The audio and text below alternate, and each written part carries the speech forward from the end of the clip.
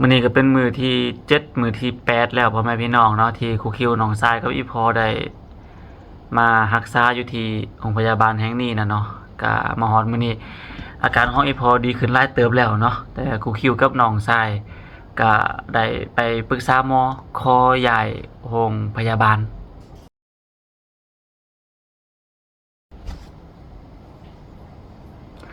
สวัสดีพ่อแม่พี่น้องเมื่อสุคนเนาะก็ต้อนรับทุกคนเข้าสู่ช่องของครูคิวอีกเช่นเก่าเช่นเดิมเนาะก็ดังที่พ่อแม่พี่น้องฮู้หั่นแหละว่าครูคิวกับน้องชายเนาะแต่ครอบครัวได้พาอีพอ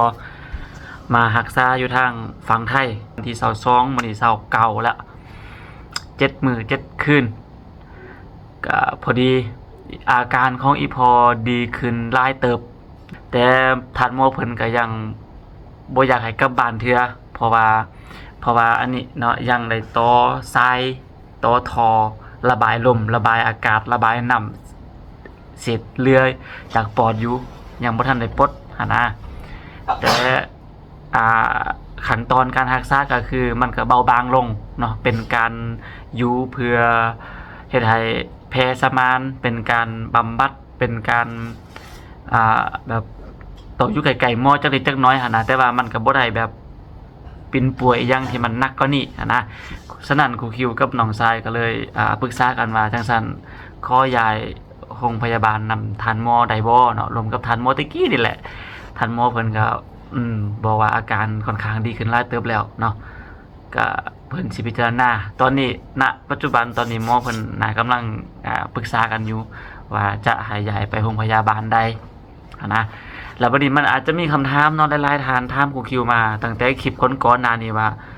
ครูคิวเป็นหยังคือบ่พาพ่อไปรักษาอยู่โรงพยาบาลรัฐการศึกษาก็คือการถ้าเป็นการศึกษาอยู่ในระบบก็จะเป็นไปตามขั้นไปตามตอนแต่ว่าขั้นไปไปศึกษาอยู่ที่โรงเรียนเอกชนมันก็จะหลบลัดตัดตอนไปหั่นนะง่ายๆเนาะเรียนไว้จบไว้อันนี้ก็เหมือนกันมารักษาอยู่ที่โรงพยาบาลเอกชนก็เพิ่นก็จะเฮ็ดรวบรัดตัดตอนไปแบบเฮ็ดให้มันไวประหยัดเวลาแต่ว่าค่าใช้จ่ายมันก็จะสูงเนาะพี่น้องเนาะก็เท่าที่ฮู้หั่นแหละอันที่มันหนักๆอันที่แบบพวกเราเป็นห่วงหมอเพิ่นก็แบบเฮ็ดให้เห็นแล้วว่ามันผลผ่านมาได้เรียบร้อยแล้วหั่นนะเหลือแต่ขั้นตอนบำบัดขั้นตอนดูแลรักษาเพื่อให้มันดีขึ้นมันก็ต้องใช้เวลาแต่ว่าการใช้เวลาถ้าเฮายังดำรงชีวิตอยู่บนนี้มันก็จะกินเวลาไปอย่างน้อยก็เป็นอาทิตย์ปลาย2อาทิตย์หมอเพิ่นว่าก็ราคาค่าใช้จ่ายมันก็จะเพิ่มสูงขึ้นอีกก็ดังที่พ่อแม่พี่น้องฮู้แหละเนาะพวกเฮาอยู่บ้านนั่นน่ะก็เฮ็ดไร่ไถนาธรรมดานะพี่น้องก็สิบ่มีเงินเป็นกอบเป็นกำมารักษาจังซี่แหละแต่ว่าเหตุผลที่ตัดสินใจมาโรงพยาบาลเอกชนก็คืออยากให้พอดีไวที่สุดแล้วก็อีกอย่างอาการของพอมันอันตรายที่สุดนะคันว่าเป็นฉุกเฉินจะนี่ก็โรงพยาบาลใดว่าโรงพยาบาลใดเขาจะก็ให้ความสำคัญเป็นพิเศษนะแต่ว่ามันพิเศษในนึงเคสนี่เคสสำหรับพ่อจะพอแม่นขออยู่ในเหตุการณ์ขอจะลงดีเทลไล่บ่ได้เพราะว่ามันจะเป็นประเด็นนะมันละเอียดอ่อนนะสำหรับเคสเขาอีพอเนี่ยมันละเอียดอ่อนคือวินาทีที่น้องชายตัดสินใจพาอีพอขามาฟังนี่ก็คือน้องชายก็ได้ศึกษาละเอียดแล้วแหละว่าจะพาไปทางใดทางไหนแต่ว่าตัดสินใจมาบนนี้ก็คือหนึ่งเลยก็คือพอเขาเป็นลูกก็เหมือนกับอันลูกกับพอความรู้สึกจังได๋หั่นน่ะคือธรรมดาพ่อเฮาแม่เฮาแบบอยากให้ดีที่สุดเนาะอยากให้ดีที่สุดอยากให้ไวที่สุดอยากให้ปลอดภัยไวที่สุดนะก็เลยบ่ได้มีหยังลังเลก็เลยตัดสินใจมาบนนี้แต่ว่ามันสิ่งสำคัญอีกบอนหนึ่งก็คือเป็นจุดที่พวกเราต้องน้องเว้าออกมาให้ทุกคนได้ฮู้ได้เข้าใจบนนี้นะเขาบ่สามารถบอกได้เต็มที่เป็นเรื่องของของมอสิซะคงบอกได้ซ้ำนี่ล่ะง่ายๆคือพ่อแม่พี่น้องก็คือสิฮู้แล้วแหละว่าถ้าพ่อแม่พี่น้องแบบบ่ว่าไผเนาะอันเรื่องเจ็บเรื่องเป็นมีแบบกระทันหันที่สุดหรือว่าหายแรงที่สุดหั่นนะแต่ว่า มีทางเลือกบ่ว่าอาจจะไปอันโฮมโมได้ดีขนาดได้ว่าภายในใจสุดก็คืออยากไปบอนที่มันไวที่สุดอยากไปบอนที่มันแบบกระทันหันที่สุดนะคือไปโฮมโมได้ก็ดีคือกันแต่ว่ามันกระทันหันที่สุดเราก็ต้องมาบอนที่ว่าช่างที่ว่า แต่ละคนหัวแหละเนาะก็เลยบ่อยากให้เกิดดราม่าครูคิวกับน้องชายก็เลยพาพอมาค่าอยู่บนนี้ถึงมาค่าแต่ว่าค่าใช้จ่ายนี่ก็ฮู้กันอยู่ว่าเอกชนกับอันคงมอลัดมันต่างกันหลาย โอ้ต่างกันแบบจริงๆเลยต่างกันแบบ เข้ามาจะขึ้น เข้ามาคืนข้องวันที่22 22มื้อนี้29 มัน ก็ได้ 29 7คืนพอดี พอ เนาะ ดี1สัปดาห์1อาทิตย์พอดี 1อาทิตย์พอดีแล้วก็การค่อยพอดีขึ้นแล้วแล้วก็ค่าใช้จ่ายมันก็สูงขนาดพี่น้องสูงดิวเลย สูง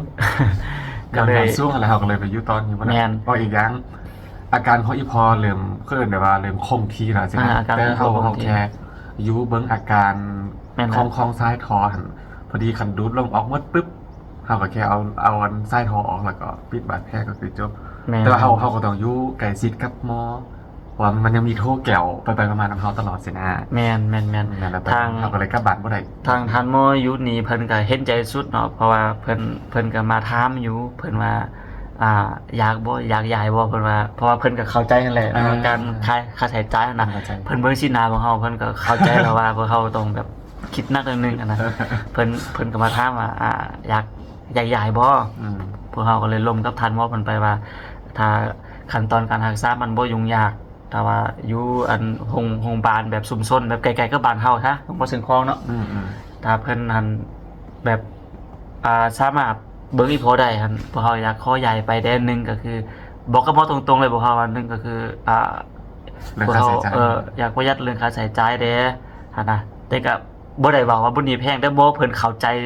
ที่สุดแหละเพราะว่า เพิ่นทำหน้าที่หนักที่สุดแล้วแต่ช่วยชีวิตที่พอตอนที่พอมาทำพิธีนอนนักเนาะ เนาะ แล้วเดี๋ยวนี้หันก็แบบอยู่ในขั้นตอนที่จังซี่แล้วเพิ่นก็อยากช่วยพวกเฮาหั่นนะเพิ่นเบิ่งตาก็ฮู้นะพี่น้องแต่ว่าก็บ่เว้ากันหลายหมอเพิ่นก็โอเค ตอนนี้หมอเพิ่นกำลังไป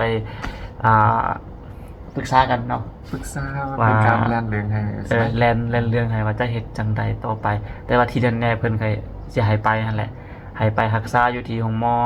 ไกลบ้านเฮาเนาะอันที่หนึงเลยก็คือมันหักไกลบ้านหั่นแหละเหมือนน้องชายก็มาโดนคุกคิวก็มาโดนแล้วบางทีไปอยู่ไกลๆบ้านไอ้ไม้จันทร์พี่ๆน้องๆอยากมาเยี่ยมยามอีพอก็สามารถมาได้แบบ สะดวกสบาย สะดวกสบายเด้หั่นนะอยู่ในพี่มานอนคืนนึง2คืนก็ต้องได้กลับแล้วบ่มีพาสปอร์ตเนาะ แม่น ใส่อันเป็นบัตรประชาชนมากอะมีแต่นอนได้2คืนกับ3มื้อ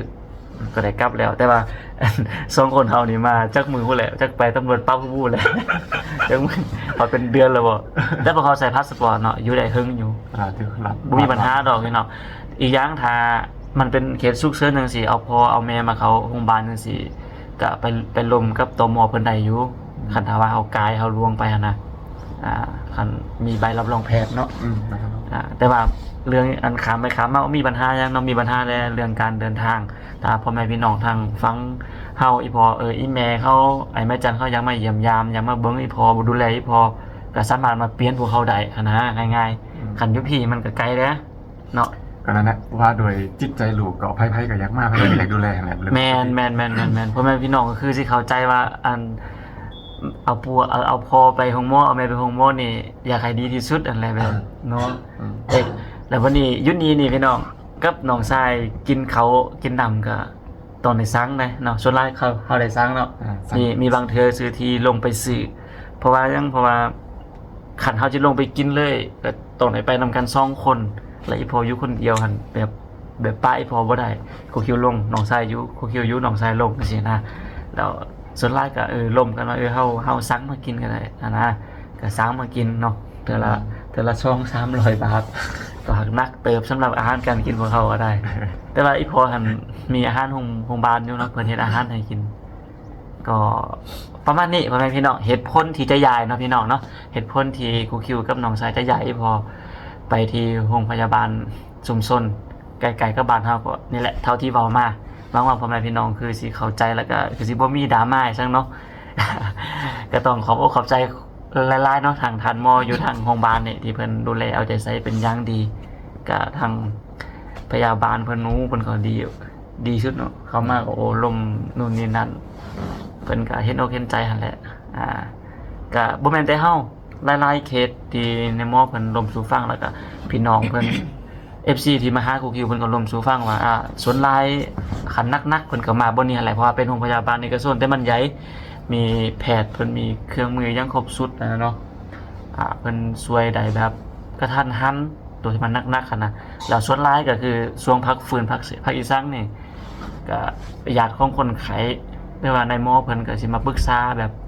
เพื่อประหยัดค่าใช้จ่ายให้ได้หลายที่สุดหั้นนะเพิ่นก็แนะนำคือจังซี่หั่นแหละส่วนหลายเพิ่นก็ขอย้ายก็ประมาณนี้เนาะพี่น้องบ่มีหยังหลายน้องเนยก็ตามหลักๆก็คือนี่แหละงบประมาณค่าใช้จ่ายต่างๆ สุประมาณไรพอรายนาทีเลย โอเคพี่น้อง เบื่อ แล้วพบกันไหมเนาะ สบาย ส ดี วัสดี